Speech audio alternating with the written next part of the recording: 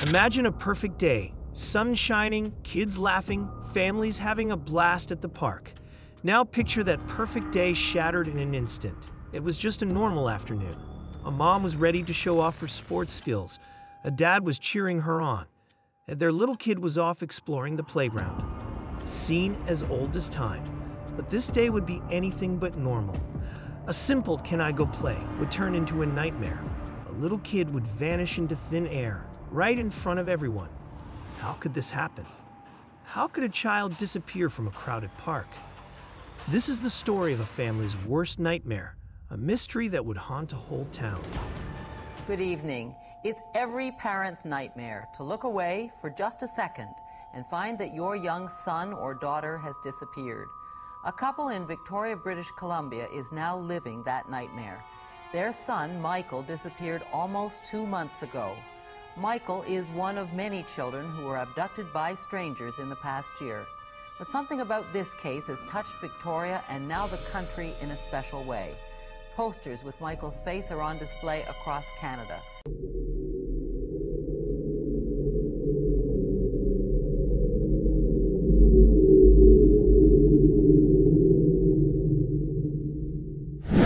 If you enjoy our content, don't forget to hit that subscribe button and give us a thumbs up.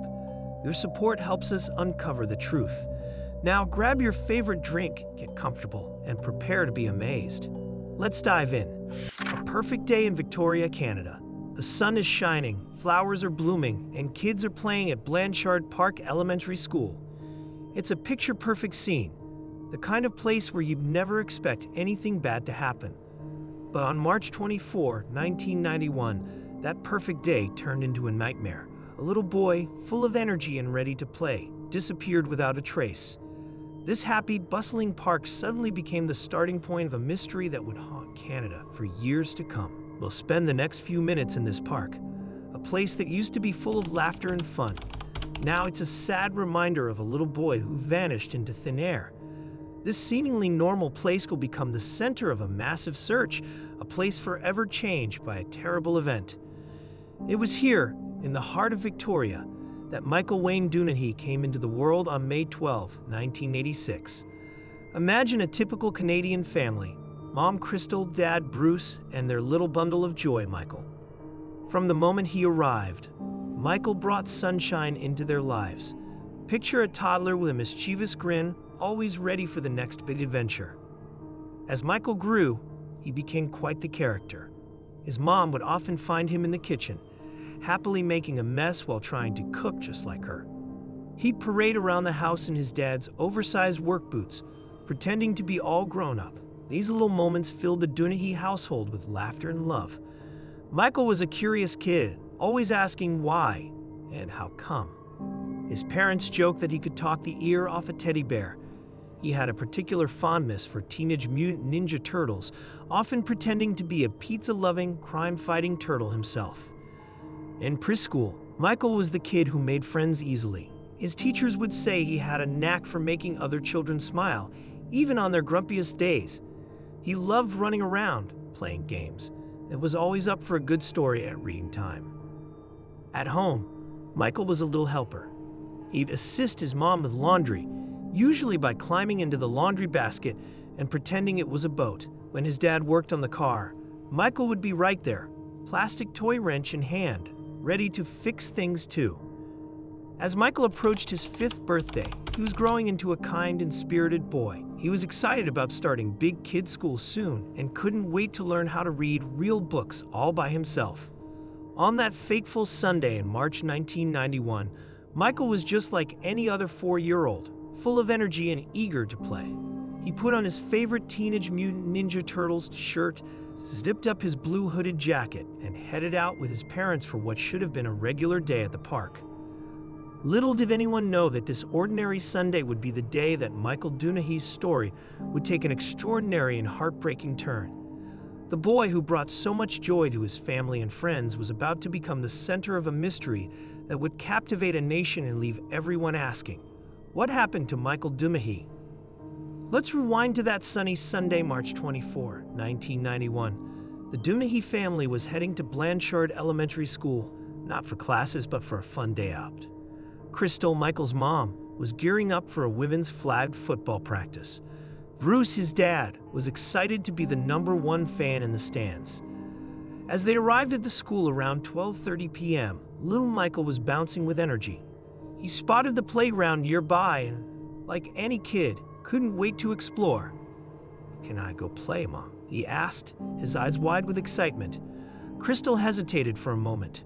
Call it a mother's instinct, but then nodded, telling him, "Okay, but stay there and wait for Daddy to come." Michael darted off towards the playground, a blur of blue jacket and happy giggles. Crystal watched him go, then turned her attention to her practice. Bruce was settling in to watch when he decided to check on Michael. But when he reached the playground, his heart skipped a beat. Michael wasn't there. At first, they thought he might be playing hide and seek. "Michael!" They called, expecting to hear his giggle from behind a bush or slide. But there was no answer. Minutes ticked by, feeling like hours. The playground remained eerily quiet. Panic started to set in. Crystal and Bruce began searching frantically, calling Michael's name louder and louder. Other parents and kids joined in, combing every inch of the school grounds. But it was as if Michael had vanished into thin air. Within an hour, the police were on the scene. The simple family outing had turned into a nightmare. Officers began questioning everyone present, hoping for any clue about what happened to the little boy in the blue jacket. As day turned to night, the search intensified. Flashlights bobbed through nearby streets and parks. Neighbors opened their garages and sheds, hoping to find Michael safe and sound. But with each passing hour, the worry grew deeper. The next day, Victoria woke up to the news of a missing child. Michael's face was on every TV screen and newspaper. The community rallied together, determined to bring him home. Volunteers poured in, ready to search every nook and cranny of the city. Days turned into weeks, and weeks into months. The Dunahee family's world had been turned upside down in the blink of an eye. Their happy little boy, who should have been starting kindergarten and learning to tie his shoelaces, was nowhere to be found. The case of Michael Dunahee quickly became one of the largest investigations in Canadian history. But despite the efforts of countless people, the question remained: what happened to Michael in those few short minutes at the playground? As the search for Michael intensified, the investigation took on a life of its own. The Victoria Police Department pulled out all the stops, calling in every detective they had. Picture a bustling police station, phones ringing off the hook, and officers huddled over maps, plotting search areas. Tips started pouring in faster than raindrops in a storm. Imagine a team of officers bleary-eyed from lack of sleep, sifting through hundreds of handwritten notes. Remember, this was before the age of computers and databases. Each tip had to be carefully logged and followed up on, no matter how small or unlikely it seemed. The community's response was heartwarming. Volunteers showed up in droves, ready to help in any way they could. Picture groups of people coming through parks and wooded areas, calling Michael's name. Others plastered posters with Michael's smiling face on every lamppost and store window in sight. As days turned into weeks, the investigation spread its net wider. The police started looking into known troublemakers in the area. They interviewed anyone who had been near the playground that day. It was like trying to put together a jigsaw puzzle with half the pieces missing. One interesting lead came up. A witness reported seeing a man in his late 40s or early 50s with a brown van near the playground. The police were hopeful this might be the break they needed. They even staged a reenactment at the school using a similar van. But sadly, this lead, like many others, didn't pan out. The media played a big role too. Michael's story was on every news channel and newspaper. His face became known across Canada and even into the United States. It was as if the whole country was holding its breath, hoping for good news. As time went on, the case took some unexpected turns. Years later, in 2006, there was excitement when a young man in British Columbia was thought to resemble Michael. Imagine the mix of hope and anxiety as everyone waited for the DNA results. Unfortunately, it wasn't a match. The search for Michael changed more than just his family's life. It changed an entire community. Victoria, once known for its carefree island lifestyle, now found itself locking doors and keeping a closer eye on children. The case became a wake-up call about child safety, leading to changes in how missing children cases are handled across Canada. Despite the passing years, the Dunahee family never gave up hope. Crystal, Michael's mom, became a strong voice for missing children, working tirelessly to keep Michael's case in the public eye and to help other families going through similar ordeals. As the investigation continued, it became clear that solving Michael's disappearance would require more than just traditional police work. It would take a combination of advanced technology, continued public awareness, and perhaps a stroke of luck to finally answer the question that had haunted Victoria for so long. What happened to Michael Dunahee? As the years rolled by, Michael's case continued to evolve, keeping investigators on their toes. Picture a timeline stretching across a wall, filled with potential leads and heartbreaking dead ends. Each new development brought a glimmer of hope, only to fizzle out, leaving everyone scratching their heads. In 2009, a peculiar twist caught everyone's attention. In Milwaukee, Wisconsin, far from Victoria, police found a missing person poster of Michael in the home of a man named Vernon Sates.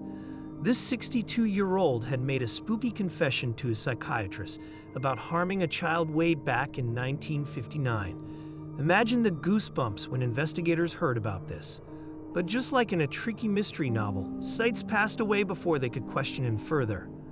The power of technology started to play a bigger role as time went on. In 2011, as the 20th anniversary of Michael's disappearance approached, there was another ray of hope. Someone spotted a man in Chase, British Columbia, who looked a lot like how Michael might have grown up. Everyone held their breath as DNA tests were run, but once again, it wasn't meant to be. Social media began to change the game too. In 2013, a website user with the nickname Canicles got everyone talking. They claimed the police were coming to test their DNA. For a moment, it seemed like the internet might solve the mystery. But after all the excitement, it turned out to be another false alarm. Even popular apps got in on the action. In 2020, a TikTok user named Shangerdanger thought they had stumbled upon a major clue. They found an old Teenage Mutant Ninja Turtles shirt underwater, just like the one Michael was wearing when he disappeared. Can you imagine how fast hearts were racing? But after Michael's family took a look, they realized it wasn't quite the same shirt. Through all of this, the Victoria Police Department never gave up. They kept adapting their methods, using new technology to keep the search alive. In 2021, they released something really cool, an age-enhanced sketch of Michael. It was like looking into a what-if future, showing how Michael might look as an adult. They also set up an online tip portal, making it easier for people to share information. The impact of Michael's disappearance went far beyond just one family or one town.